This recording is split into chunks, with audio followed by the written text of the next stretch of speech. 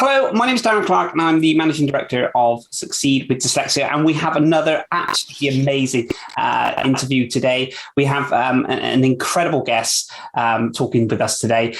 Andy, would you like to introduce yourself? Andy Carroll. I'm originally from UK, and I would say the best way of describing myself is I'm an activist in education, and I'm wanting to shine the light on dyslexia and what support that we can offer the Balinese children on the island of Bali. So I've been here now for actually 5 years already, and it's gone very, very quickly. Already we're doing some great things here. So thank you for the invite, and thank you for the interview. I really appreciate that. And anything that we can do to create more and more exposure on the foundation is such a wonderful thing.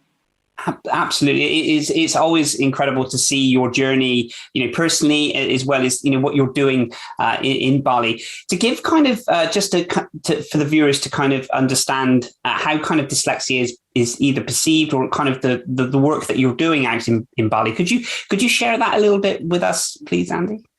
Sure. So Bali Dyslexia Foundation, known as BDF, it's the only charitable organization in Bali that's set up to support low-income families who have dyslexic children. And part of the mission is to support and provide testing and assessment for dyslexic children from the age of 7 to 16. To apply educational intervention programs and also to deliver teacher training programs for local teachers. And the teacher training that I provide focuses on how they can improve their own teaching practices and know that they understand, be able to identify symptoms of dyslexia and to provide a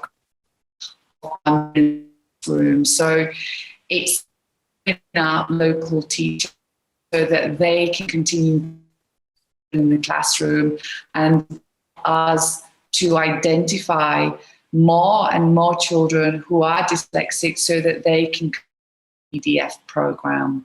Absolutely. And as far as I know, it is the only charitable organization that's set up in Indonesia, not just in Bali, that help very low-income families to understand what dyslexia is. So we have quite a challenge, Darren, here in Bali, and the challenge is that we work in extremely remote locations, and we are dealing with educators, teachers that are not even aware of inclusive learning and teaching practices, let alone what dyslexia is. So my approach is to underpin the policy that was rolled out in Indonesia in 2009, and it was a policy that the Minister of Education released to ensure and to encourage all teachers in Indonesia to practice and implement in their classroom inclusive learning and teaching practices. So that's the pathway that I approach when I build the workshops around dyslexia, because it's connected to what actually they should be doing. And it's a little tricky and it's a little difficult in very remote areas. And these are so disconnected, the villages that we go into, but the population is quite high. Yes. As well. So the only way that I can have and create a systemic approach whereby we get the help and the support from the teachers, but we have to skill them up fast, and they are the ones that find and identify the children for me, and then we take it from there. And it's a truly wonderful, incredibly challenging. And I know I've been, affiliated with Bali Dyslexia, and I see all the incredible work that you're doing. And again, sometimes what you showcase is kind of the after product of and then all the work underpins. And I can imagine the intensity of the amount of work. With regards to the teachers that you're looking to kind of help and train, and I know you've done this, you set out programs and plans. Has that been a little bit more difficult to find the teachers that are able to kind of understand dyslexia and then be able to kind of help to train to then teach? Has that been a struggle in Bali? I thought it would be one of the biggest struggles in Bali, partnering with the education system here, but quite on the contrary, it's nothing but a huge welcome for them to partner with an NGO like Bali Dyslexia Foundation and welcome the training. The Balinese are such wonderful, humble people, and I'm very blessed to have that attitude, and their attitude to welcoming programs. And it's not just from an NGO. I mean, what we have to remember is that I'm an educator from the UK, so I have a teaching background. I have a master's degree. I have a doctorate now in dyslexia and the neuro and science behind that, and that the foundation is steered by the research that I've conducted over nearly 4 years. So the research really backs up what I want to do and why I want to partner with the education department here. And it just opens that door without the challenges. And underpinning the policy that the Minister of Education rolled out in 2009 is an important strand to the workshop that I deliver, because it connects that it's important. It's come from their government and not just an NGO that's encouraging them to deliver inclusive education. So that was quite a huge way of doing it, which I found, which opened the doors. And it just seems, within that, it's kind of perfect timing, isn't it? From all the incredible work that you're doing and being able to kind of pair up. How are you dealing with? Because I know obviously people, kind of want to be involved with your association and kind of the teaching and the training. How do you manage such a kind of a big kind of waiting list of people that are looking to kind of get involved? How do you facilitate all of those things? Multitasking, the great multitasker. I definitely say that. Always having, yeah, absolutely. You know what I mean by that. I'm sure you're a master of multitasking yourself.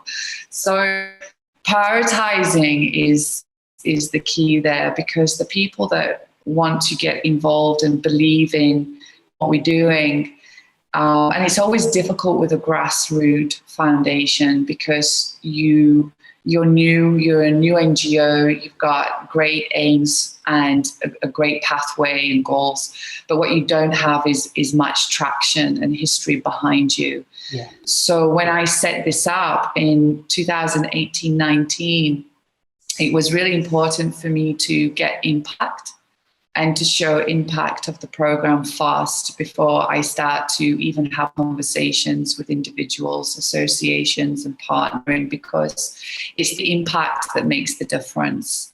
Mm-hmm. And now we have come in 2.5 years old, the NGO. Now I can start to talk about that. I have stories, successful stories to talk about and to share with individuals, and that enables individuals to actually come to want to work with us in some way, want to support us. And it's the evidence and it's the stories that are transparent, and then they speak for themselves without words from me. And so I'm now in a position where we can hold great charity events. We can have great conversations with different associations, and that it's an easier way of making alliances and strong partnerships to enable us to go forward and become stronger and to create more presence to help more dyslexic children in Bali. Yeah, no, absolutely. And we'll come on to, because I know you have a charity event that we're, that in December that you're kind of looking to grow and support, get people's kind of support behind that, which we'll touch on shortly. With regards to how kind of remote is kind of the I would say the landscape, but how remote is it for children to kind of be able to get to your school, so to speak, and be able to kind of teach? Do they have to travel far, or is it quite remote? Just really interesting for the listeners to kind of understand the landscapes. Sure. So I live in North Bali. So South Bali and North Bali, there's such disparities between the two locations. South Bali is where all the nightlife and the best Australian restaurants and bars and lots of expats, big population, and it's quite a wealthy part to live and to work in.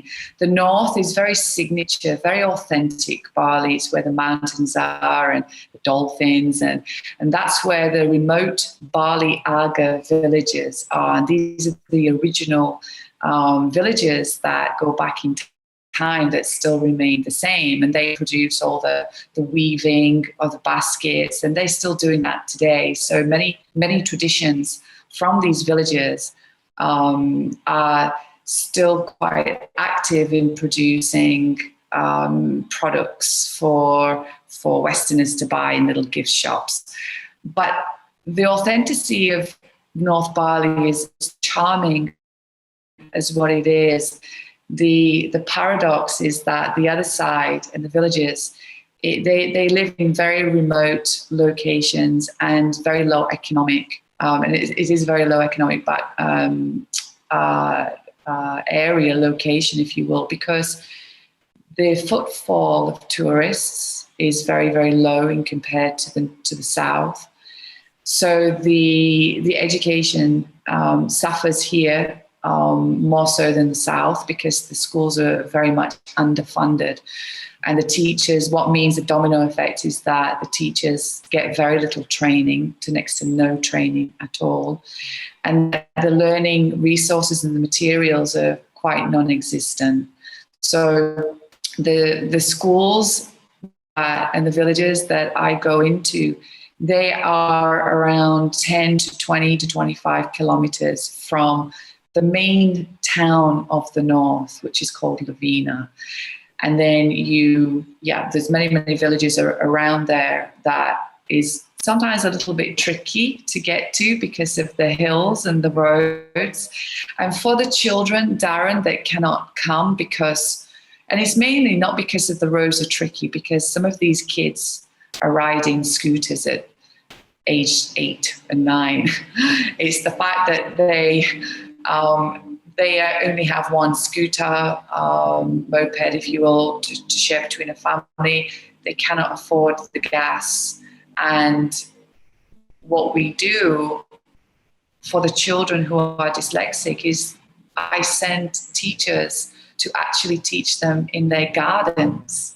Wow. So that they continue, once they are a sponsored child, and we have a sponsor behind them that's helping financially with their education for year by year, then it is my obligation to ensure whether they can get to my classroom or not, that they are on that program. That has to be a continuous program. That's intervention education I've created for them. So if they cannot come, then we go to them. So we have the class outdoors, mainly in their garden. And we've continued that and never stopped that during the pandemic. And that's quite tough, but we never break the cycle of education. And That's truly, truly humbling to hear. And I've seen this through the socials, as in, the posts that you've been putting out to kind of showcase that, the work and the continuation of the work, and touching, really briefly onto the pandemic elements of it, to be able to continue helping, your community. Because I also noticed you did a lot of work with the Rotary Club during the pandemic as well. So you were, I just remember seeing the social medias posts going out, and you were in very remote places, really kind of traveling long distances and just to try and help and support. That must have been quite tricky. Yeah, that was really challenging. I guess the backstory on that, Darren, is that when it was at the height of I guess the concern and the worry, and when the food situation got really bad for the families of my kids, then BDF was going out raising money from my, excuse my doggies in the background, from my own network, from my family, from my friends, raising money to provide food packets, food parcels. Yeah. And that lasted them for, I would say, 14 days. But that was the absolute bare essentials. Yeah. And so far, I've managed to raise enough funds, because then I joined, because I'm a Rotary member. Yeah. I'm now president of the member of my own club, which is the Lavina Rotary Club. And I remember when I had a meeting with the other members, and when they didn't want to come out of their homes or their houses because of the height of the scare of the pandemic and the COVID, they joined alliances with Bali Dyslexia Foundation. And since then, we've partnered, always stronger together, right? Absolutely. And we've managed to provide food parcels for nearly 700 families in these communities, and it's still ongoing now. Absolutely, and that's absolutely truly incredible. And it, if anyone wanted to check out the incredible work that you're doing, they can come to your Facebook page, and see the incredible on the Facebook page. So, yeah, some wonderful, heartbreaking, wonderful pictures, heartbreaking pictures, yes. And some videos of how treacherous some of the journeys was just to get the food. Yeah. And not food, Darren, because of the food that I was delivering, I discovered families that were overcapacitated with children that's come from Jakarta and Java, over the parts of Indonesia, to come back to the family home. Yeah. A 2-bedroomed house, now having 12 individuals there, the youngest being 6 months baby, to a 78-year-old man living in two rooms in a remote village with no fresh water. When I discovered they had no fresh water, then I put out a program and some fundraising to get the family some fresh running water. And we put in 800 meters of pipes from the top of the mountain into their garden. And that, for the first time, they had running water. So it was discovering real, sad, tragic things that should be given to you when we're here in this world, but when they are using the neighbors' bathrooms and kitchens to use to get fresh water, and they cannot. It's just a very, very sad, desperate situation. And if you are in a position where you can help whilst you're doing some fundraising, then that was for me, okay, we have to get this family. There's 12 individuals here. So we got them mattresses, we got them covers, we got the baby, lots of stuff. And then we got grandpa a comfortable mattress and a bed, and we got them running water as well as the food parcel. So it's been an extraordinary, year, I would say. Absolutely, and absolute bless you for all the work and the team that you kind of got together to deliver all that. Andy, I want to touch on just on your event that you're coming up and what you're looking to do and why you're kind of looking to raise some kind of support and funds for that. Could you tell us a little bit about the event that you've got coming up later this year? Sure. So the purpose of the event is that BDF has come to a crossroad where we are at a critical point where we need more staff, basically. We need more funds. We have more children who have been assessed to be dyslexic. I cannot operate at that level as to where I'm operating at the moment. So we're at a critical point now in the organization where we need to grow, and it warrants a school that celebrates, as you so eloquently put it in many of your postings, Darren, to celebrate neurodiversity and to allow these children to come to a school that understands different learning abilities and to give them all the chances and the opportunities that they should have without them feeling marginalized. And Bulalang is our regency of where I'm operating at the moment is one of the biggest regencies in Bali. And we have over 1,000 schools here, all elementary, middle school, senior schools. And the sheer amount of work that needs to be done on the testing is insane. So the need for recognition for what these kids need through partnering with local government, through reaching out for international support, it really warrants a school. And to start with a school for 100 kids, 4 classrooms, 5 staff, and to have the land, to additional land for growth as more and more funds come in. So this event that is scheduled on the 27th of November this month is to raise that awareness of the need and to create as much funds as we possibly can. So it's bringing key people together, influencers together. So we have educators from Jakarta. We have individuals coming from private schools, so it's all about partnering with private schools as well, partnering with the leaders in our regency, just so that they can really, truly understand what we're up against, and that this will not be the fast school that we need, and for them to understand the research, because it's the research that steers this NGO, and I follow where the research tells us to go. And during the last 4 years, all my research has been piloted in Bulalang. This has been the biggest regency. So it's about really putting that message out there as strongly as I possibly can and getting people on board, both internationally and at local level. Absolutely, and it sounds a wonderful event and wonderful to get behind.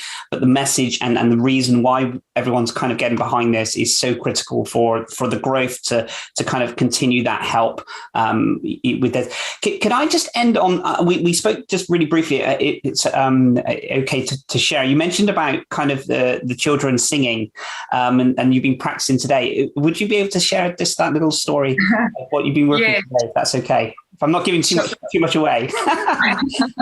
Well, we have a film crew as well, so that they will be documenting the evening. So post the event, I'm really excited to share with you. But for now, it's really important that they see the event is dedicated to my students. I also have a book that I'm launching, and the book is called The Adventures of Ketut, the Dyslexic Hippopotamus. And so the children will be, I have 10 children. I could have had more, but because of the situation, we've had to be low on the numbers. And these children are singing a song called Hear My Voice. And it's got such a strong message for them to convey to the audience of their struggles about being dyslexic, and that they want their voice to be heard. They want their teachers to hear them. So when they when the guests come in, the very first thing that their ears will be graced with is the wonderful students that are on the dyslexia program, and they will greet them with a beautiful song, led and supported by some great volunteers, professional musicians as well. So we're doing much practicing, as that's what was happening last time I spoke with you. You could perhaps hear some singing in the background. And they're very excited. So it's the first time that they've ever done anything like this. So they're very, very excited. And we've got them all in their black and gold Gatsby t-shirts with wonderful messages of the unwrapped gift, which is dyslexia. And the whole event will be about the upside and the positivity of being dyslexic. I will disclose during that night on my presentation that I myself am dyslexic, and my struggles, and how my own students give me the confidence and that they are my heroes, and it's a two-way thing, that how brave they are in being part of this and taking away that feeling of shame and that label and coming out and being part of the event. And that's really a big step for some of these kids. So it will be a very proud moment, and I will document it for you. That honestly, it sounds absolutely remarkable, and I wish you the very, very best and for the event, and obviously the continuation of the truly wonderful things that you're doing in Bali, and I'm just always kind of looking to see it continuously grow and flourish, and you're doing absolutely incredible work out there. And thank you so much for your time today. Thank you for staying up a little later than normal. I really do appreciate your time, Andy, and thank you for being a guest on here. And we'll speak very, very soon. My pleasure, Darren. Take care. Bye. Thank you very much. Bye for now.